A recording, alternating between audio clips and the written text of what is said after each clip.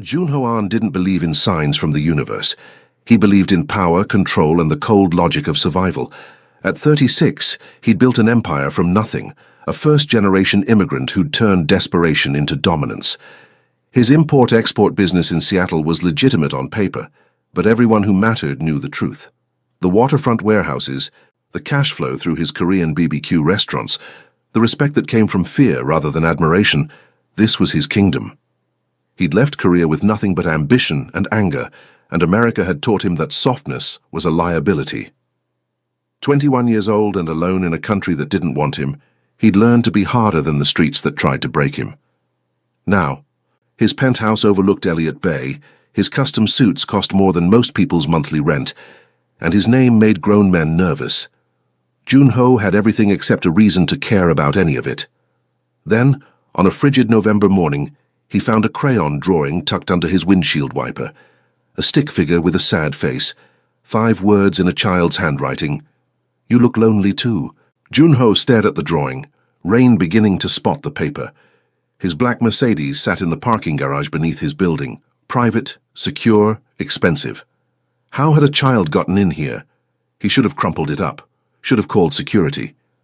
Instead, he folded it carefully and slipped it into his wallet, next to the business cards of people whose names he could barely remember.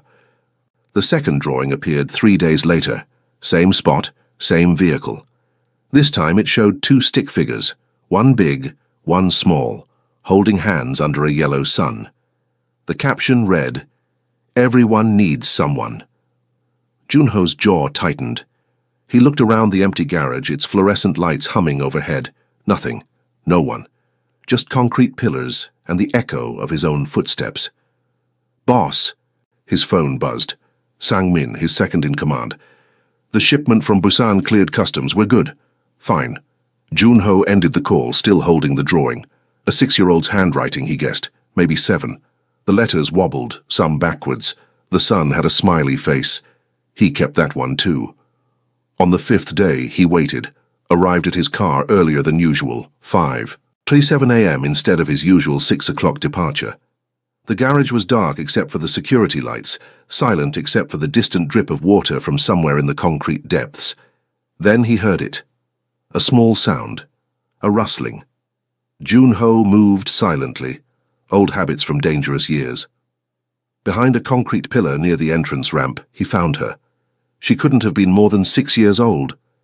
Deep brown skin, hair in 2 puffs tied with rubber bands that had seen better days. She wore a jacket 3 sizes too big, sleeves rolled up multiple times, and sneakers held together with duct tape. In her hands, a broken crayon box and another piece of paper. She froze when she saw him, eyes going wide. Beautiful eyes, he noticed. Expressive, and far too knowing for someone so young. For a long moment, neither of them moved. Junho realized he was looming over her, his 6-foot frame in a black coat probably terrifying. He took a step back, crouched down to her level. "You've been leaving me drawings," he said quietly. His English still carried the weight of his native Korean, consonants harder than they should be. She nodded slowly, clutching the paper to her chest. "Why?" The girl's voice came out barely above a whisper.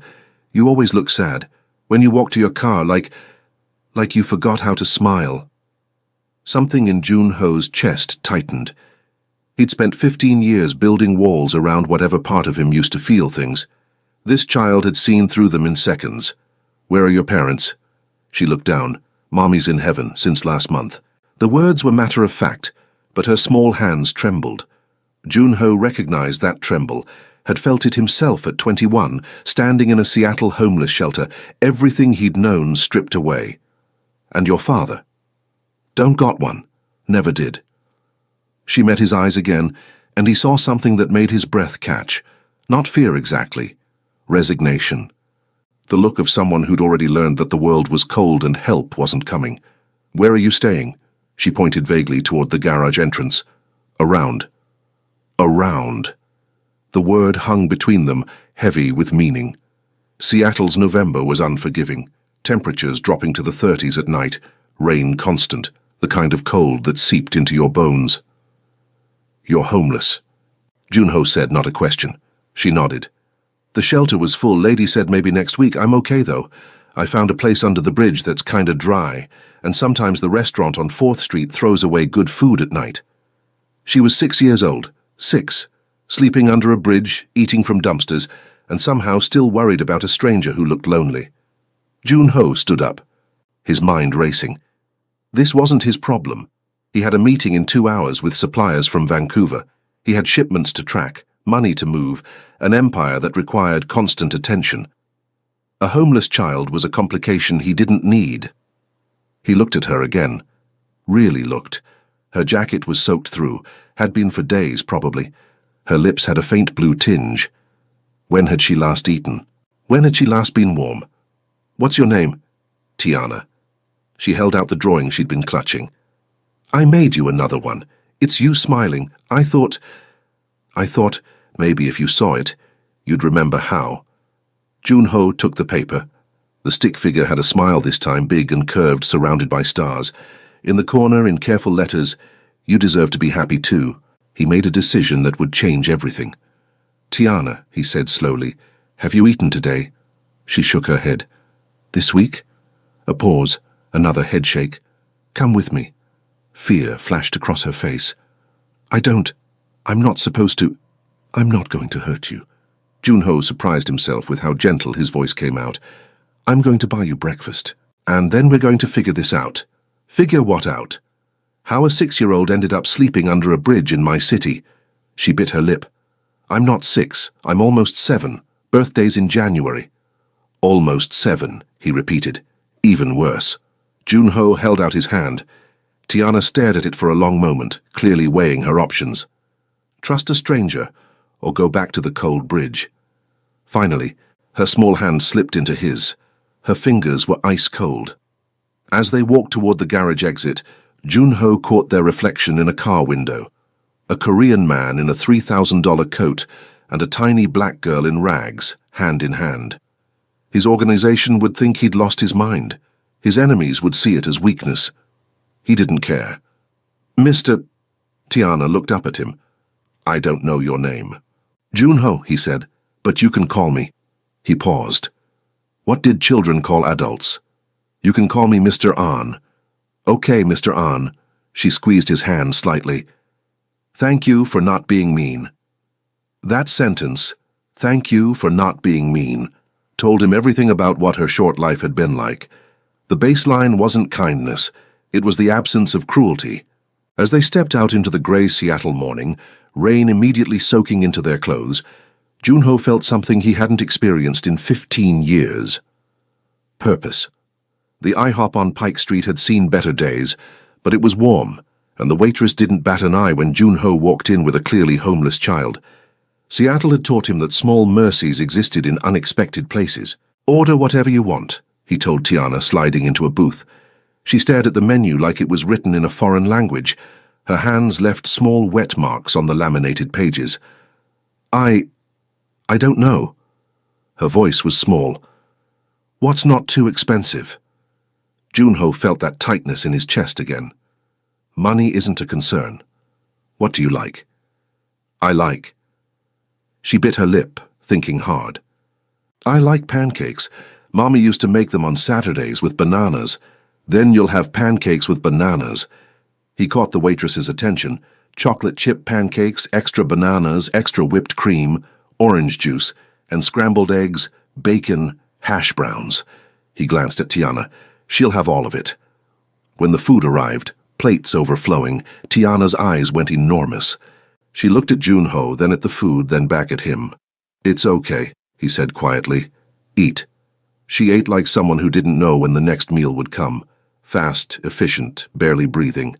Jun-ho had eaten like that once in his first months in America, before he'd learned to take what he needed by force. He sipped his coffee and watched her. When she'd demolished half the pancakes, she finally slowed down, looking almost guilty. You can take the rest with you, Bart, he said, for later. Really? Hope lit up her face. Really? While she ate, he made calls. First to his assistant. Clear my morning. Then to Sang-min. I need you to find someone. Child services caseworker. Someone who actually gives a damn. I'll explain later. Sang-min's confusion was audible. Boss, are you... Just do it. Across from him, Tiana had syrup on her chin and something like peace in her expression. When had she last felt safe enough to simply eat? "Tiana," Junho said carefully, "tell me about your mother." The light dimmed in her eyes. She was sick, real sick. The medicine cost too much. We had an apartment, but then we didn't. She tried really hard, worked 2 jobs, but she kept getting sicker. Tiana's voice dropped. She didn't wake up one morning. The ambulance came. They said her heart gave up. And after, lady from the government came. Said I'd go to a foster home, but there wasn't space. Said I'd go to a shelter, but they were full too. I got scared they'd split me and Mommy up. She caught herself. I mean, her body. So I ran. I wanted to stay close. She's buried at that cemetery on the hill. I visit her sometimes. Junho absorbed this, his expression carefully neutral. Inside, something was breaking apart and reforming. This child had lost everything: mother, home, security, and her primary concern was staying near her mother's grave. "You've been alone for a month?" 5 weeks and 2 days. Tiana counted on her fingers. "I'm good at counting. Mommy taught me." 5 weeks, a 6-year-old surviving on Seattle streets for 5 weeks. "I have a proposal," Junho said, surprising himself with the words even as he spoke them. "You come stay with me temporarily until we figure something out." Tiana froze, fork halfway to her mouth. "Stay with you?" "I have space, a lot of space. Too much space, actually." His penthouse had 4 bedrooms he never used. You'd have your own room, regular meals, warmth. "But why?" Suspicion crept into her voice, a learned wariness. "What do you want?" "Smart girl. Too smart. I don't want anything, except for you to not freeze to death under a bridge." "Are you a good person?" The question was direct, serious. Junho almost laughed. No one had asked him that in years. The answer was complicated. "I'm not a bad person, not to children, not to people who don't deserve it." "That's not really an answer." "No," he agreed. "It's not. But it's honest." Tiana studied him with those 2 wise eyes. Finally, "Okay, but just until the shelter has space. I don't want to be a bother." "You're not a bother. People always say that. But kids are always bothers eventually." That's what the foster lady said. The foster lady was wrong, Junho thought, but he didn't say it. Words meant nothing. Actions did. They left IHOP with a takeout box of pancakes and an unlikely agreement. In the parking lot, Junho made another call. "Jiwon, I need a favor." Jiwon Kim had been his friend since those first brutal years in Seattle. Now she ran a successful pediatric clinic in Koreatown. "Anything, Junho. What's wrong?"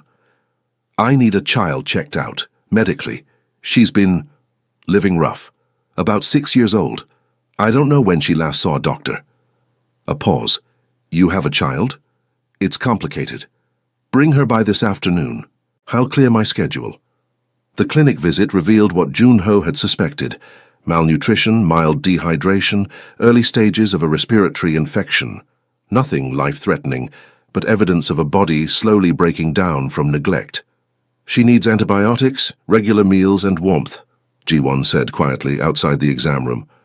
"Also, Junho, what are you doing?" "I don't know yet." "You can't just take in a random child. There are laws, systems." "I know." "Do you?" Jiwon's expression was concerned. "This isn't like your business. You can't just decide something and make it happen through force of will. Watch me." Back in the exam room, Tiana sat on the paper-covered table, swinging her legs. Jiwon had given her a lollipop and a small stuffed bear. She clutched both like treasures. "Dr. Kim says you're going to be okay," Junho told her. "We just need to make sure you eat well and take some medicine. Will it taste bad?" "Probably." "That's honest." Tiana smiled slightly. "I like that you don't lie. Lying is for people who are afraid of the truth. Are you ever afraid?" The question caught him off guard. "Sometimes. Everyone is sometimes." "What are you afraid of?" Junho looked at this tiny person who'd somehow burrowed under his defenses in a matter of hours. "Right now. Failing you." Tiana's smile grew wider. "You won't. You bought me pancakes." As if pancakes were the measure of a man's character. Maybe to a 6-year-old who'd been starving they were. The first night, Tiana didn't sleep. Junho's penthouse was all glass and steel, modern furniture and empty spaces. The guest bedroom he'd prepared had a bed bigger than any she'd probably ever slept in, fresh sheets, and a view of Elliott Bay that cost more per square foot than most people's cars. She stood in the doorway, small and uncertain. "You don't like it," Junho observed. "It's really nice. Too nice. I'm scared I'll mess it up." "It's a room, Tiana. You can't mess it up." "I messed up lots of things before." Her voice was barely audible. "That's what the caseworker said. Too many problems." Junho crouched down to her level, something he found himself doing often now. "The caseworker was wrong. You're not a problem. You're a person. A small person who's had very bad luck." "Do you really believe that?" "Yes." She studied his face, looking for lies. Finding none, she nodded slowly. "I used to sleep with Mommy," she admitted, "when it got cold. We'd share blankets and she'd tell me stories about when she was little in Mississippi. I don't know how to sleep alone." Junho understood loneliness, understood the terror of darkness when you'd lost everything. "What if I stay just until you fall asleep?" Relief flooded her features. "Really? Really?"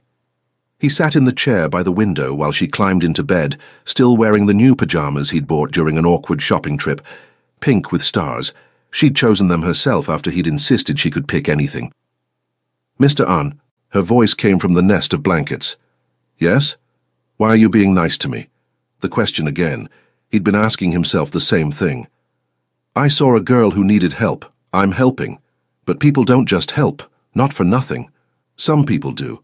But you're not like them, I can tell. You're—" She struggled for words. "You're scary, but not to me. To other people. I saw how that lady at the store looked at you. Nervous. Perceptive. Dangerous, that.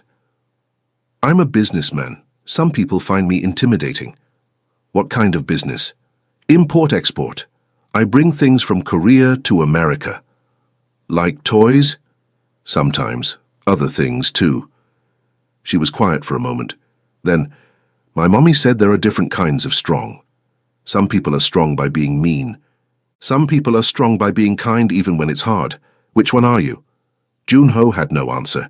He'd been the first kind for so long, he'd forgotten the second kind existed. "I don't know," he said honestly. "I'm figuring it out." "Me too." Tiana yawned. "Will you still be here when I wake up?" "Yes. Promise." "I promise." She fell asleep within minutes, exhaustion claiming her.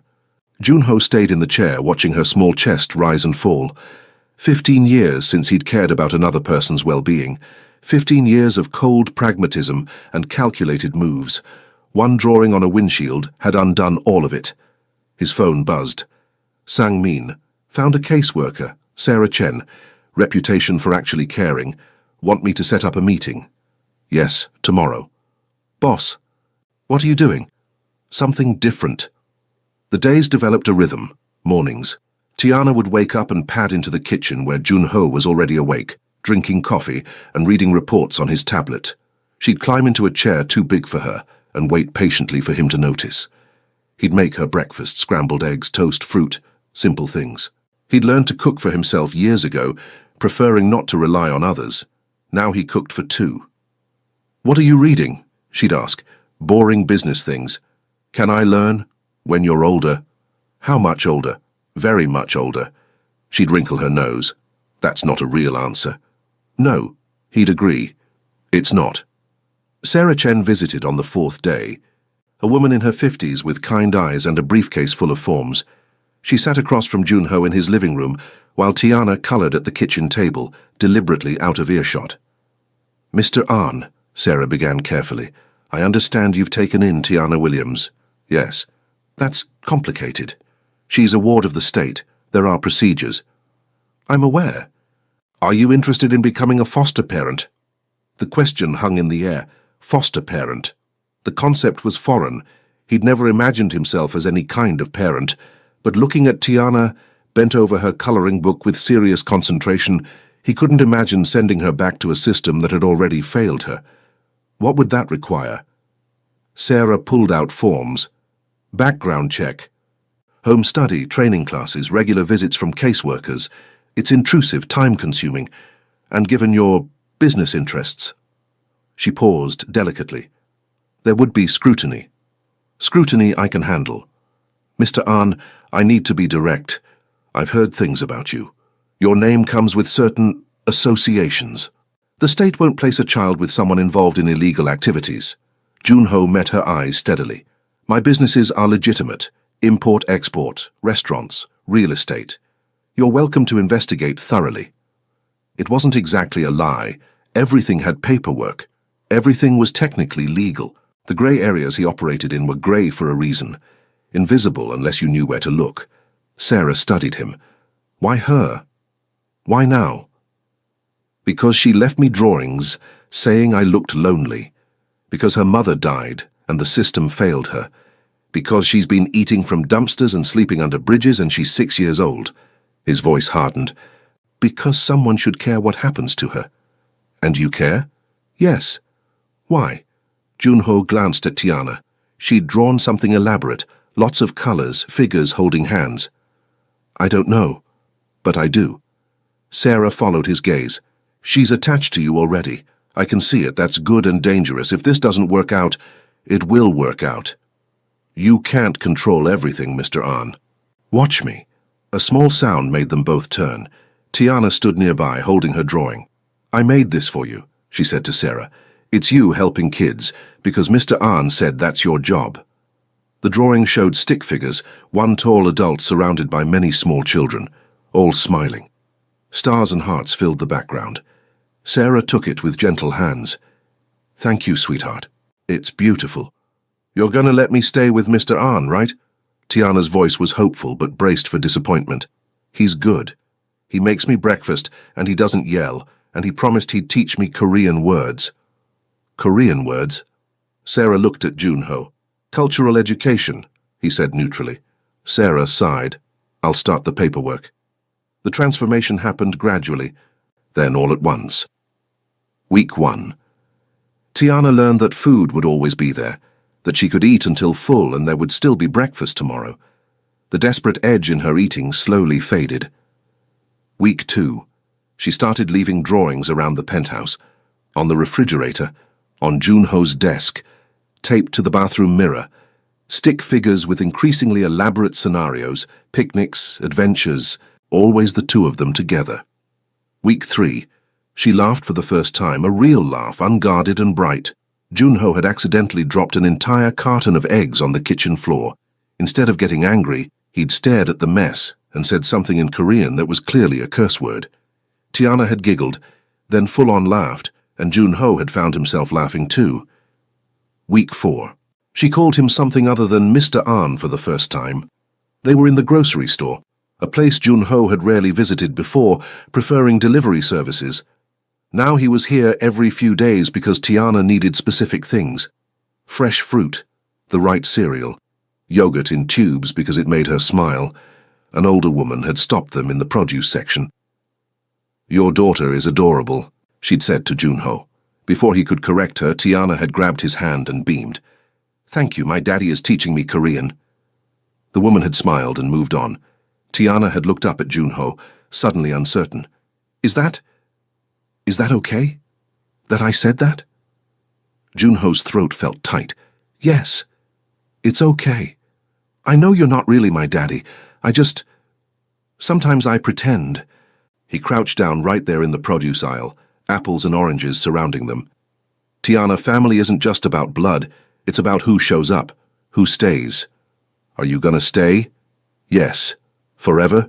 Forever. Her smile could have lit up the entire store. Then I'm gonna call you Daddy, if that's okay. That's okay. That night, Junho made a decision. He called his attorney, a man who specialized in making impossible things possible. I want to adopt her. Full legal adoption. What do I need to do? The process was bureaucratic and invasive. Home studies where strangers walked through his penthouse making notes. Background checks that came back clean enough. His lawyers had ensured his legal business held up under scrutiny. Character references from people like Jiwon and his restaurant managers. The hardest part was the questions. Why do you want to be a father? The social worker asked during one particularly grueling interview. Because there's a little girl who needs one. Because she saw something in me that I'd forgotten was there. Because when she calls me Daddy, I want it to be real. You're a single man with demanding business interests. Fatherhood is a significant commitment. I'm aware. Are you prepared to put her needs above your own, to sacrifice your lifestyle? Jun-ho thought about his old life. The late nights, the calculated violence, the emptiness that money and power couldn't fill. My lifestyle needed sacrificing anyway. During this time, Tiana was flourishing. She'd started attending a private elementary school near the penthouse. Jun-ho had enrolled her with a generous donation that ensured no questions were asked about her unusual circumstances. Her teacher reported that she was bright, curious, and eager to learn. Behind in some areas due to missed schooling, but catching up fast. At home, their routines solidified. Mornings, breakfast together, then school. Afternoons, homework at the kitchen table while Jun-ho worked on his laptop nearby. Evenings, dinner, sometimes Korean food that he'd teach her to eat with chopsticks, sometimes soul food that she'd teach him to appreciate, then reading together before bed. The reading had been Tiana's idea. Mommy used to read to me. Can you? Jun-ho had never read children's books. He stumbled through them awkwardly at first, his accent making some words come out strange. Tiana would correct him gently, patiently. It's through, Daddy, not true. Through, he'd repeat, focusing on the th sound that English demanded. Better. She taught him about her heritage too, explained why her hair needed special care, oils and gentle handling, showed him the YouTube videos her mother had used. Jun-ho learned to help her with her puffs, his large hands surprisingly gentle as he worked. You're getting good at this, Tiana said one morning as he finished her hair. I have a good teacher. Mommy would like you. She always said the best people are the ones who try hard even when things are difficult. Your mommy was a wise woman. Yeah, she was. Tiana's voice went quiet. I miss her. I know, that's okay. You're allowed to miss her. Do you miss anyone? The question caught him off guard. Yes, my mother, my sister. They're in Korea. I haven't seen them in many years. Why not? It's complicated. That's what adults say when they don't want to explain. You're right. Jun-ho set down the hair tie. I left Korea because I was ashamed. I'd failed at everything I'd tried. Coming to America was supposed to be a new start, but I was so angry for so long that I never went back. Now I don't know if I can. Maybe now you can, because you're not angry anymore. You're happy. I can tell. Was he happy? Jun-ho examined the feeling. Yes. For the first time in 15 years, he was genuinely happy. Maybe you're right. That weekend, he took Tiana to the cemetery. They stood at her mother's grave, a modest headstone that Jun-ho had quietly upgraded, adding flowers and a small angel statue that Tiana had chosen. Hi, Mommy, Tiana said softly. I brought someone to meet you. This is my daddy. His name is Jun-ho. He's from Korea. He takes really good care of me. I think you'd like him. Jun-ho felt an unexpected pressure behind his eyes. Mrs. Williams, he said quietly, I promise you that Tiana is safe, loved. She'll never be hungry or cold or scared again. I'll make sure she grows up strong and kind, the way you wanted. Tiana slipped her hand into his. Daddy's gonna adopt me, for real. The lawyer said so. That's right. So you'll be my daddy forever, even when I'm grown up. Even then. On the drive back, Tiana was uncharacteristically quiet. Finally, Daddy, can I ask you something? Always. That first day when you found me in the garage. Why did you help? Really? Jun-ho considered his answer carefully. Because you saw me, really saw me. Not my money or my reputation or the things people say about me. You saw a lonely person and tried to make him feel less alone. No one had done that in a very long time. So I helped you too? Yes, you saved me, Tiana. I just didn't know I needed saving. The adoption hearing was scheduled for a grey January morning, Tiana's 7th birthday. Jun-ho had wanted to wait, to do something special for her birthday separately, but Tiana had insisted. It's the best present ever, being your daughter for real. They dressed carefully, Jun-ho in a suit. Though he'd left the top button undone and skipped the tie, Tiana said ties made him look too serious. Tiana in a new dress she'd picked herself, purple with sparkles, her hair done in the elaborate style that had taken Jun-ho 3 YouTube tutorials to master. In the courthouse, Sarah Chen met them with encouraging smiles. "The judge is fair. I've explained your situation. Everything should go smoothly." "And if it doesn't?" Jun-ho's voice was calm, but his hand tightened on Tiana's. "It will. You've done everything right. The home studies were excellent. Tiana's thriving. Her school reports are glowing. You have character references from doctors, teachers, business partners. There's no reason to deny this." Still, Jun-ho felt tension he usually only experienced during dangerous business negotiations. This mattered more. Everything that mattered was in this courthouse. The hearing itself was surprisingly brief. The judge, a woman in her 60s with reading glasses and a kind expression, reviewed the paperwork, asked Tiana a few gentle questions. "Do you want Mr. Ahn to be your father?" "Yes." Tiana's voice rang out clearly. "More than anything. And why is that?" "Because he keeps his promises, and he makes me feel safe, and he learned how to do my hair even though it's really hard, and he reads to me every night, and he says it's okay that I still miss my mommy, and he's teaching me Korean words, and he loves me, I can tell." The judge looked at Jun-ho. "Mr. Ahn, do you understand that adoption is permanent? That you're accepting full responsibility for this child's welfare, education, and future? Yes, Your Honor. That you're committing to put her needs above your own, to be present, engaged, and devoted. I've been doing that for 3 months already. I intend to continue for the rest of my life. This will change everything about your life. Your freedom, your flexibility, your priorities. It already has. I'm grateful for the changes." The judge studied them both. This unlikely pair, Korean man and black child, bonded by circumstance and choice. Finally, she smiled. "Then, by the power vested in me by the state of Washington, I grant this adoption. Tiana Williams will henceforth be known as Tiana Ahn. Congratulations. You're officially a family." Tiana launched herself at Jun-ho, wrapping her arms around his neck. He caught her easily, holding her close, and felt her tears soaking into his collar. "We're a real family now, Daddy." "We were always a real family. Now we just have the paperwork to prove it." Outside the courthouse, Ji-won was waiting with a cake.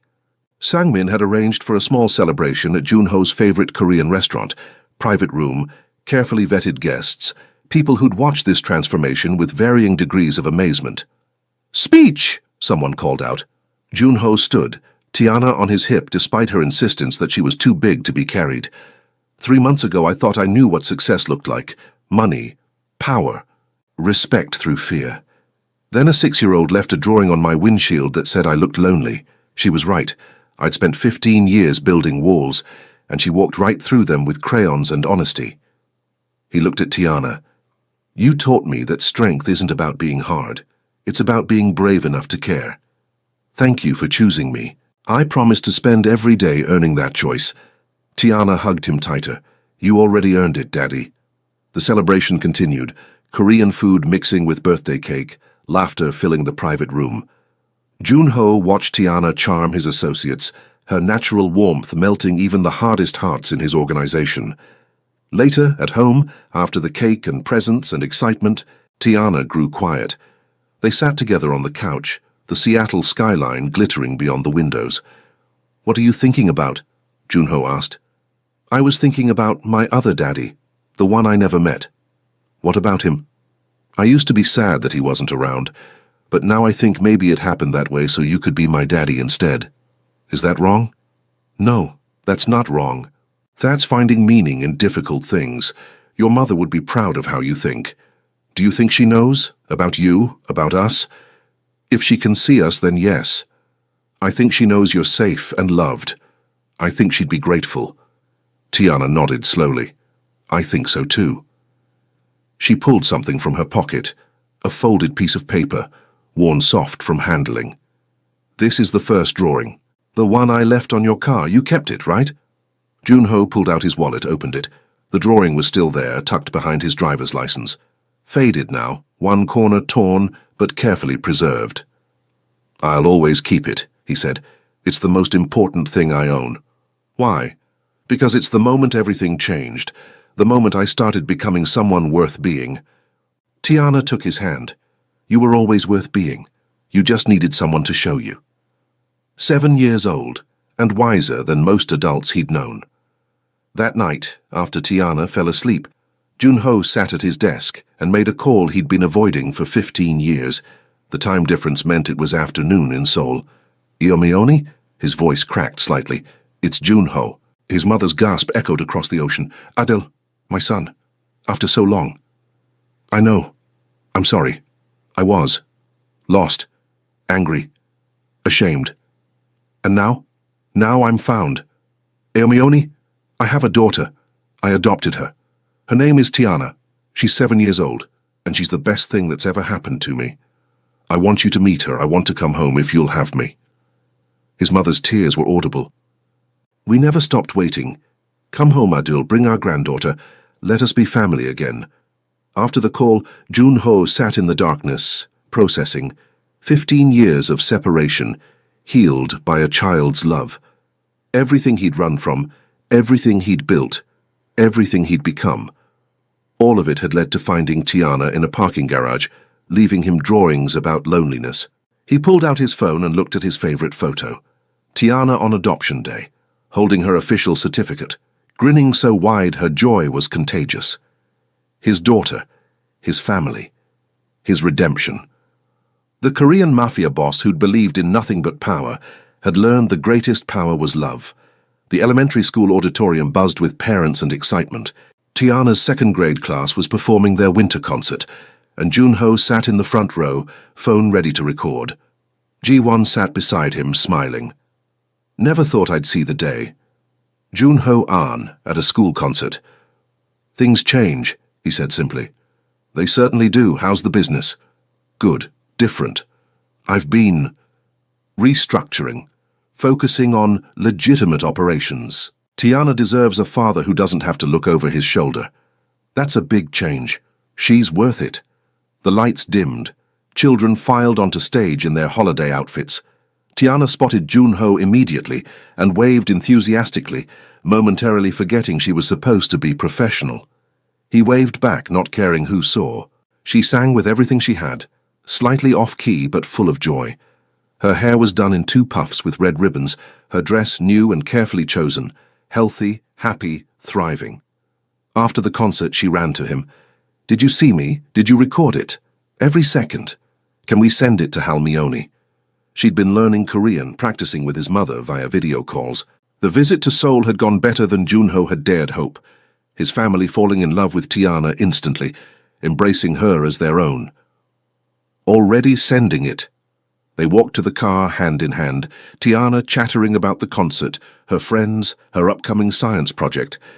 Junho listened to every word, storing away these moments like treasures. In his wallet, the original drawing remained, faded and worn, a reminder of the day a homeless girl had seen a lonely man and decided to care. She'd written that he looked lonely. She'd been right, and then she'd fixed it.